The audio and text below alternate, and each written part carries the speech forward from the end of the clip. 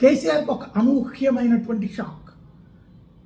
అతిపెద్ద నాటకం చాలా రోజుల పాటు, ఏది కేంద్రంలో చక్రాలు తిప్పుతాను, దేశవ్యాప్తంగా గాయగత్తర చేస్తాం, కాంగ్రెస్ బీజేపీలకు ప్రత్యామ్నాయం అంటూ ఇతర రాష్ట్రాల్లో తిరిగి అన్ని రాష్ట్రాల వాళ్ళని పిలిపించి వాళ్ళకే అపాయింట్మెంట్లు చేసుకుని అంత. మహారాష్ట్రలో ఎక్కువగా ఈయనే వెళ్ళొచ్చారు, చాలామందిని చేర్చుకున్నారు, మాజీ ఎమ్మెల్యేలు మాజీ ఎంపీలు వీళ్ళందరినీ కూడా.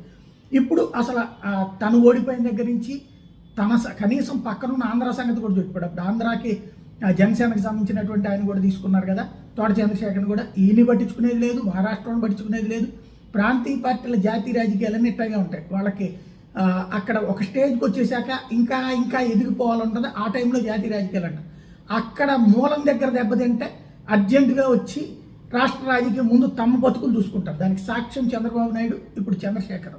అంతకుముందు జాతీయ రాజకీయాలు చక్రం తిప్పుతానని చంద్రబాబు నాయుడు ఇప్పుడు కనీసం తెలంగాణలో పోటీ చేసే సంగతి కూడా ఆలోచించకుండా ఆంధ్రప్రదేశ్ సంగతి కూడా మాత్రమే చూసుకుంటున్నటువంటి పరిస్థితి. ఇప్పుడు కేసీఆర్ పరిస్థితి. దీంతో మహారాష్ట్రకు సంబంధించినటువంటి నాయకులు లేఖ రాశారు. వారం రోజుల్లో స్పష్టత ఇవ్వని బీఆర్ఎస్ పార్టీ లోక్సభ ఎన్నికల్లో మహారాష్ట్రలో పోటీ చేస్తూ లేదో తేల్చమని అడిగారు.